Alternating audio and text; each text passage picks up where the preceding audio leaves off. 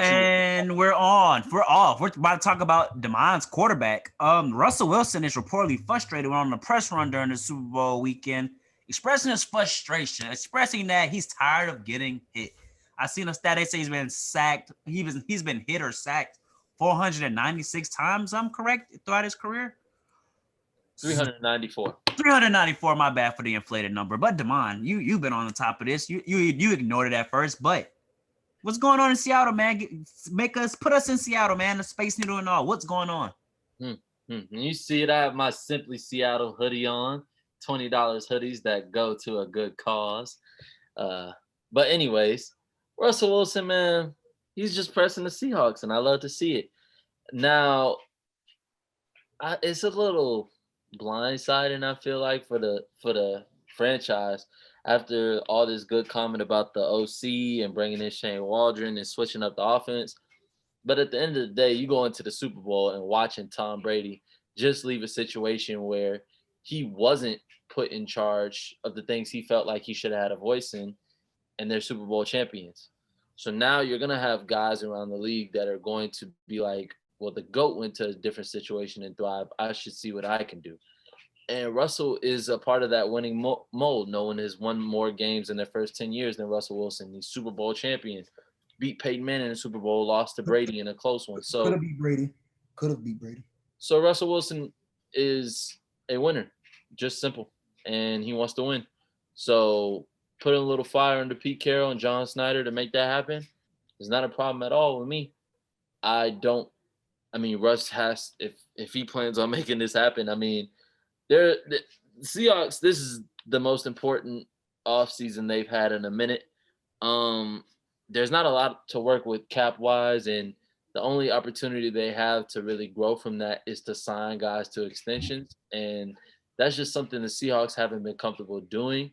Some of the names that would be there are Tyler Lockett, who's going on 30, who's having the best years of his career, set the franchise record in catches with 100. But I would sign Tyler, and I would sign Jamal Adams, and KJ Wright had a great year, but it's just the Seahawks philosophy of thinking they can hit on players in the draft, and it's not working out like that anymore. Damian Lewis came on strong last year and then fell off a little bit. So they believe in their process, but I think they just have to go out and make a big free agency splash in the form of an offensive lineman who can hold down things the way Max Unger did. And since that Jimmy Graham trade, they haven't had it. So do I believe Russ needs personnel decisions to be able to be consulted on everything? No. But, at the end of the day, I would bring him in on some decisions and say, Russ, what do you think about this as far as us making this move? Or what do you think, Russ? You are our best player. You were voted by your peers the number 3 player in the league last year. So, just let Russ cook. Let's think worst case scenario. Let's say the Pete Carroll and John Snyder, that's your GM. Yes. Let's say they won't budge and they say, you know what, we don't need you or your opinion. We've been running things here smoothly and well. We went to Super Bowl money, multiple playoff appearances. Let's just say they be stuck in their ways, and let's say Russ demands a trade. What would happen in Seattle? Would it be similar to what's going on in Houston? No, because Russell Wilson, one, is a Super Bowl champion. He's been there. He is the epitome of success, and they went in this direction. No matter what they tell you running the ball or anything like that, the year they decided to let Michael Bennett and Richard Sherman go, they decided that Russ was going to be running this franchise. Russ is the highest paid player. If they trade Russell Wilson today, there will be a negative $39 million cap penalty hit. They have no draft picks. You could think you could trade for that. But this Pete Carroll is not, let's just call it what it is. Pete Carroll does not have time to be rebuilding. He's coaching to win Super Bowls. So they need to keep as much talent as they can get and add on to that. Russell Wilson, these reports of him being or wanting to be traded, it comes up every year. It literally happens every year. Last year, I heard the Browns offer. The Seahawks made a call for the Browns for the number 1 pick for Russell Wilson. Jason La Canfora? Yeah, I'll believe it. I'm not worried. I'm not worried. Jalen, you wanted to talk about this topic. What are your thoughts on this, my friend? You're on mute. And there you go. How I believe this is gonna shake out is I hate to say it, but I kind of agree with Demond. So essentially, they'll end up doing right by Russ and getting them the pieces that he needs. I mean, you can't win. You can't do anything about the offensive line, bro. I mean, it takes everybody. It takes a group. And Russ is a great leader and at times looks like the best quarterback in the league. So, I mean, if I'm the Seahawks, I don't trade him, no matter what he's saying, no matter how unhappy he is in this camp. But I will listen and also give him free reign over whatever he wants. Because at the end of the day, I do believe they can win in Seattle. It's just a fact of will they. So we'll see.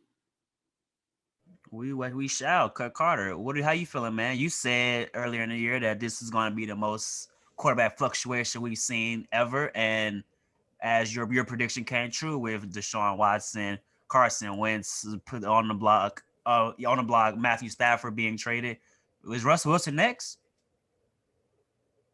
This is one of those situations where he is the franchise. So no, like even with Stafford, I never felt like he was the franchise. He was just the only person that everybody talked about with the Lions. Because Calvin Johnson left. That was the franchise when he left. That kind of was when they should have just blew it all up right then and there. With the Rams, Goff is not the franchise, even though they paid him like he was. And Wentz was the franchise till he started playing bad, and they blamed it on not having receivers, and Jalen Hurts ended up beating, looking decent. So, and I mean, he won them a Super Bowl based on his regular season performance because he didn't even play in the playoffs. But none of those are Russell Wilson stories. Russell Wilson's literally like all the stats Demond named and all that. And the only knock on his career is a play call that shouldn't have been called, which wasn't his decision. So that's all it is. There's nothing you can't find anything else bad on him as a player or off the field. So it's not the same as all those other quarterbacks. So do I think they move him? No. Would I move him? No. It's just give him what he wants. Give me what I want. Like Deshaun Watson is the franchise. Like I don't care how much they show JJ Watt and all that. When he said he wanted Eric Bieniemy to come in, Eric Bieniemy gets an interview. But that's just about not being an a-hole as an owner and as a GM. It's like you cater to people say, oh, they show favoritism. If you deserve favoritism, you're gonna get favoritism. Sorry. They say it's favoritism. Now they do ones I love the most. Dirkio, Smirkio, yes, you let it go. Yeah. That's what I'm saying. So yeah, when you're a star player, when Julio Jones asks for a demand, you think the Falcons give it to him? Yes. They do. And does that sometimes that leads to Matt Ryan having bad stats? Probably. Get Julio the ball. Okay. Like it's just when it's somebody the best you do. That's what Brady, bro. Brady literally, Bruce Arians come in the media, say something, Brady come out the next week and say something like complete opposite. And then Brady end up getting his way anyway. So it's like sometimes you gotta know when to give it. It's give and take. It's like being married. Since it's Valentine's Day, let's talk about it. When your girl wants something, do you give in? All right, there we go. So gotta give and take. Funny as hell. What you know about all y'all boys do it. So I'm the only one single. All y'all boys do it. So I don't even want to hear it. I'm playing. I'm stuck. Everybody made a face. Everybody said, "Here you go." What you know about that, Derek? You need nothing.